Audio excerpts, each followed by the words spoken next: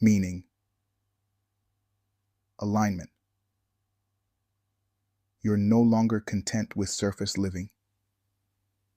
You want your inside to match your outside. You want peace that isn't performative. Healing that isn't just coping. This is the sacred threshold. The place where shadow meets light. Where you no longer avoid the darker corners, but turn toward them with compassion. And when that moment comes, when you're ready to go deeper, you don't have to walk alone. In the next hour, Rosa Delgado will guide you. She carries the light of shadow work.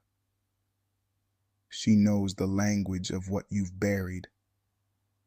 And she'll help you meet it, not with shame, but with grace. Take a breath. You've come so far. Now, it's time to go even deeper. You made it through the night's first hour. That is not a small thing. That is a victory, no matter how quiet. Now I want to invite you slowly into a space where truth can speak, where your body can be heard, where your past is not a burden, but a story we'll hold together. You are safe to begin. You are safe to feel. You are safe to say, I'm not okay. There is no performance required here. No need to impress. No pressure to heal on anyone else's timeline. In this hour, we do not rush pain. We honor it. We make room for it. We listen deeply and with dignity. I am not here to fix you. I am here to witness you. And that witnessing, that sacred attention, is how healing begins.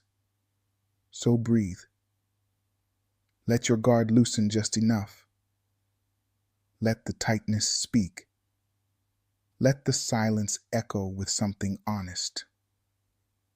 You are here, and that is enough for now. Some of us learned to hide our hurt like it was something shameful, as if wounds made us weak, as if showing pain was failure. But I need you to hear this. There is no shame in the wound. There is only evidence that you have survived. The scars we carry, seen and unseen, are stories of endurance, stories of moments that tried to unmake us, but didn't. So if part of you still hides the ache, still flinches at your own softness, still apologizes for needing time, let that part rest now. Tell it gently. You are no longer alone in this. This is the work of our hour. So, to return what was buried, to release what was silenced, to begin the sacred, slow rebuild.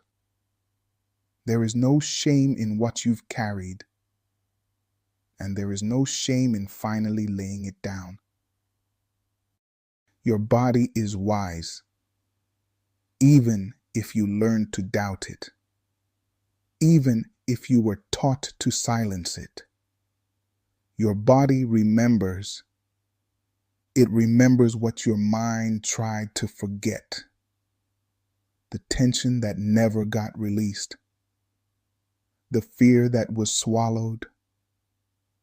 The tears you held back because no one was there to catch them. Sometimes the ache has no words because the memory lives beneath them, in the muscles, in the breath, in the pulse beneath your skin. This is not weakness. This is not failure. This is biology. This is survival. Let's honor that. Let's breathe where the pain lives. Let's bring warmth to the frozen places. Let's befriend the body again. You don't have to understand everything at once.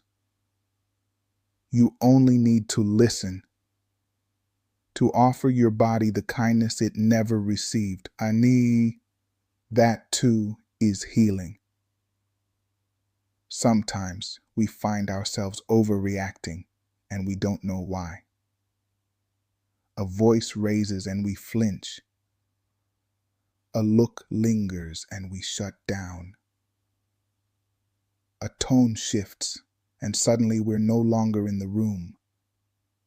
We're back in the moment we never processed. That's not crazy. That's not weakness. That's your nervous system doing what it was trained to do. When we weren't safe, our minds adapted. They learned to spot danger, even in silence, even in stillness, especially in stillness.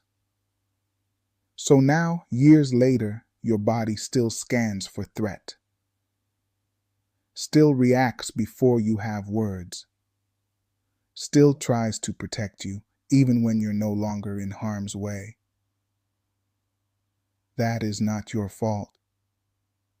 That is not brokenness. That is brilliance. But brilliance that no longer serves. We are here to retrain that brilliance. Not to shame it. Not to punish it. But to offer it a new message. I'm safe now. I don't need to run. I can stay. And staying in your body, in this breath, in this moment, is where the healing lives. Somewhere along the way, you learned that strength meant silence, that asking for help was weakness, that if you were hurting, you had to hide it. But I want you to hear something ancient, something sacred, something passed down long before pain became private. You were not meant to carry this alone. Not the grief, not the fear, not the shame. In every culture rooted in community, healing was not a solo act. It happened in circles, in song, in story, in shared tears and collective breath. So, if you've been suffering in silence, I honor that survival. But I also invite you now to unlearn it, to reach, to speak, to let even one other voice echo back to you. I hear you. You matter. You don't have to do this alone. The wound may have happened in isolation, but the healing happens together. There's a version of you, younger, quieter, smaller, that still waits to be heard. They live in your memories, in your habits, in your reaction to love, to loss, to rejection. They are not frozen in time to haunt you. They are there to be met, to be held, to be reparented with the gentleness they didn't receive. What did you need to hear back then? What did you crave from the people who couldn't give it?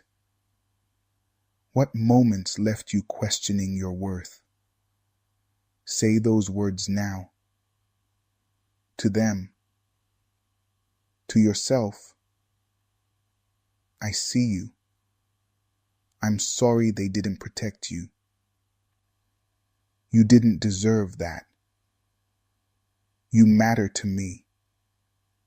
This is the slow repair, the sacred return, the healing of time not through forgetting, but through finally listening.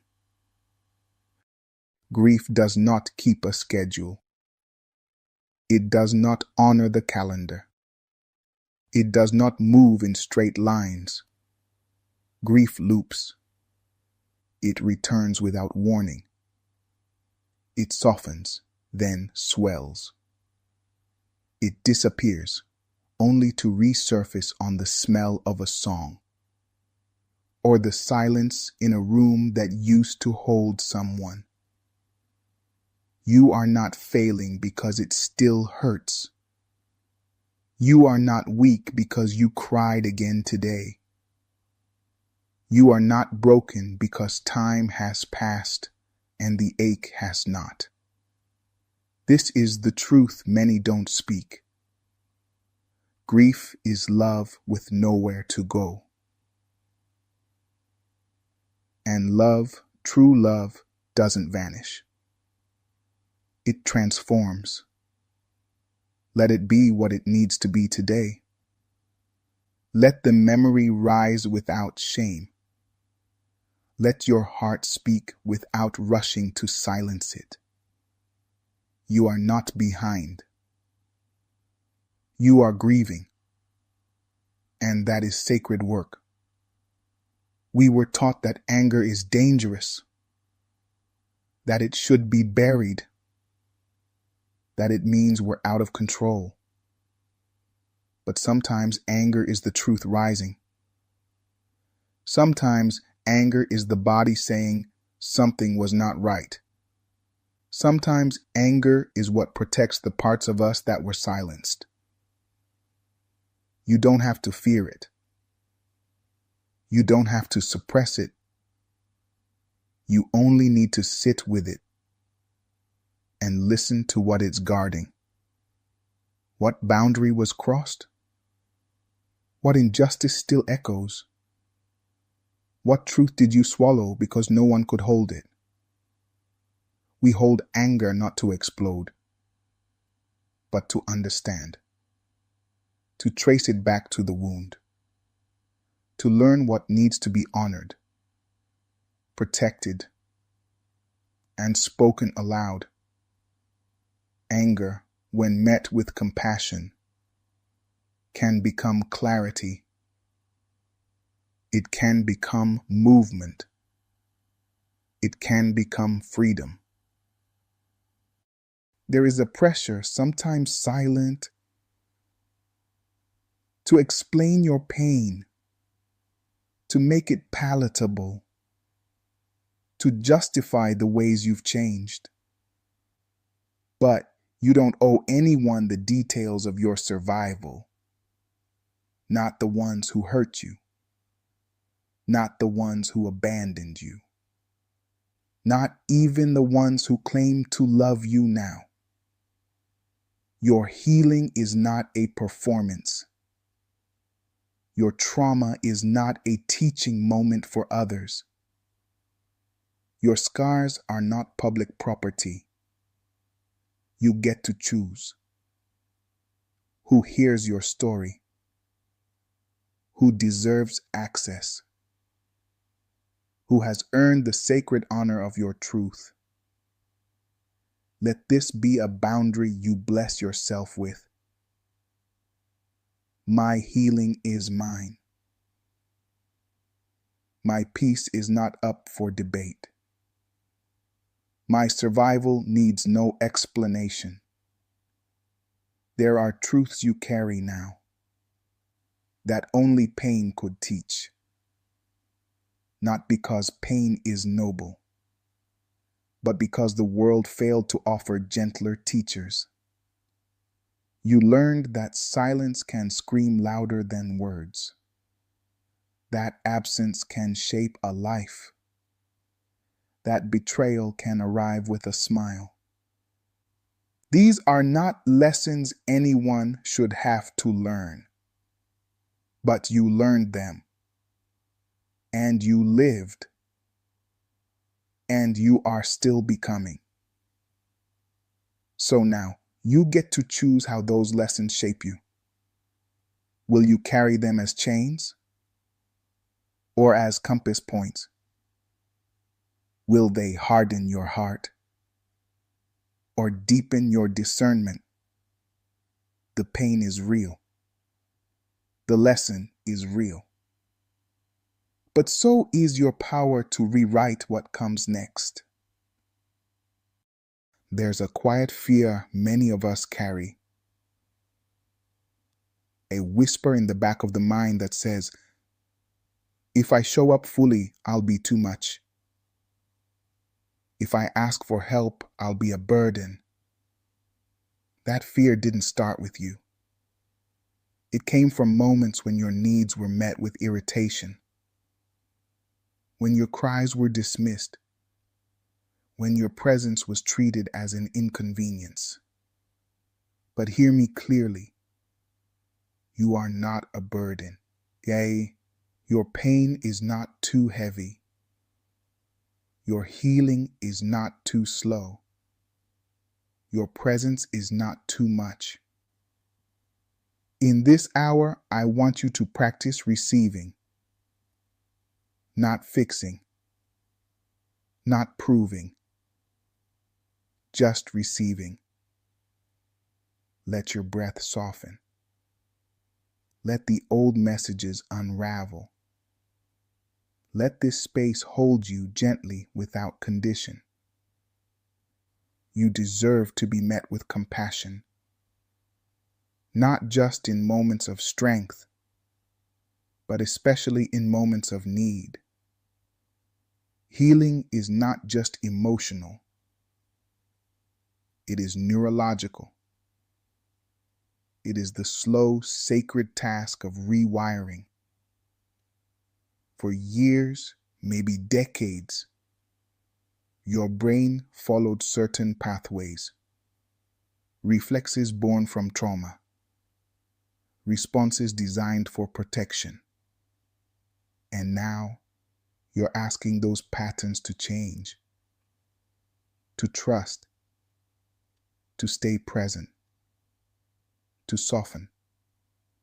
That takes time. It takes gentleness. It takes repetition. And it takes patience, especially when you feel like nothing is changing. Every breath you take in safety, every time you pause before reacting, every small moment of awareness is proof that rewiring is happening. You're not just surviving now. You're rebuilding. You're choosing new roads. And that is no small miracle. Right now, you might be in between. Not where you used to be, but not quite where you hope to be. This is the tension of becoming. This is the space where healing takes its time. And I want to give you this permission to be exactly where you are. You don't need to rush the process. You don't need to force clarity. You don't need to have it all together. You're allowed to be tired. You're allowed to be unsure. You're allowed to have days where all you do is breathe. There is no finish line in healing, no badge for how quickly you transform. This isn't a competition. It's a coming home. So if today feels messy, If your progress looks quiet or invisible, know this: it still counts. You still count. Where you are is not a problem to fix. It's a place to hold with compassion. Your body remembers pain, but it can also remember peace. It can learn what safety feels like. Let's practice that now. So you gently place one hand over your heart. Feel the warmth, the weight, the reminder that you are here. Now breathe in slowly. 4 counts in. Hold. 4 counts out. Again. With each breath, whisper to yourself, I am safe. I am allowed to slow down. I am welcome in this moment. Notice any tension in your jaw, your shoulders, your chest. Invite it to soften, not forcefully, but with kindness. The body that once braced for harm can learn to receive gentleness, can become a place you return to, not run from. This is what we're doing here. Reclaiming the body, restoring trust, becoming whole, one breath at a time. Sometimes what we needed most was not a solution, not advice, not a fix. We needed to be seen, to be witnessed in our pain, to have someone look at our wounds and not turn away. Healing begins when we stop hiding,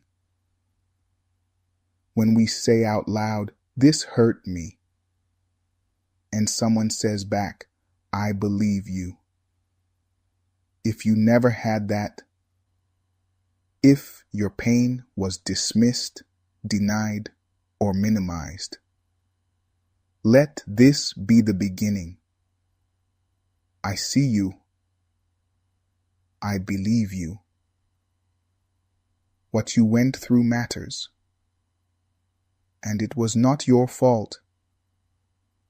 There is no shame in your story. There is only the truth of survival and the quiet courage it takes to speak again. You are not just one thing. You are joy and sorrow, hope and doubt, strength and softness. The world may try to reduce you, to fit you into categories, but your healing asks for something deeper, to honor every part of you, to hold space for your contradictions, to know that being human is not a performance of perfection, but a dance of complexity. You can be healing and still hurting. You can love someone and still need distance. You can forgive and still set boundaries. Let this be your permission. You are allowed to be many things at once. You are allowed to change your mind. You are allowed to not have all the answers. What matters is that you stay honest, that you stay curious, that you keep showing up exactly as you are. Somewhere deep inside you, there is a younger version of you still waiting, waiting to be heard, waiting to be held, waiting for someone to say, "You didn't deserve that." The child who was blamed for adult pain. The child who had to grow up too fast. The child who was told their needs were too much. That child still lives in you. And though they've learned to survive, they're still hoping for safety, for gentleness, for care. Today, you have the power to offer that, to become the parent, the guide, the protector they needed. You can speak to them now. I am sorry they didn't see you. I see you now. I will not abandon you. This is not regression. This is reclamation. This is what it means to reparent. To give yourself the nurture you were denied. The things that happened to you. The things that were said. The ways you were treated. They left an imprint. But they do not define you. They are chapters in your story, not the entire book. You may carry wounds. You may carry habits born of survival. But you also carry wisdom and creativity and a longing to live in wholeness. You are not the pain that shaped you. You are the soul that endured, the spirit that kept showing up, the heart that still chooses healing, one day at a time. Let today be a declaration. I am not what they did. I am not what they called me. I am not who I had to become to survive. I am becoming who I was always meant to be. There is power in giving something a name, because what is named can be faced. What is named can be healed. Too often we speak around the truth.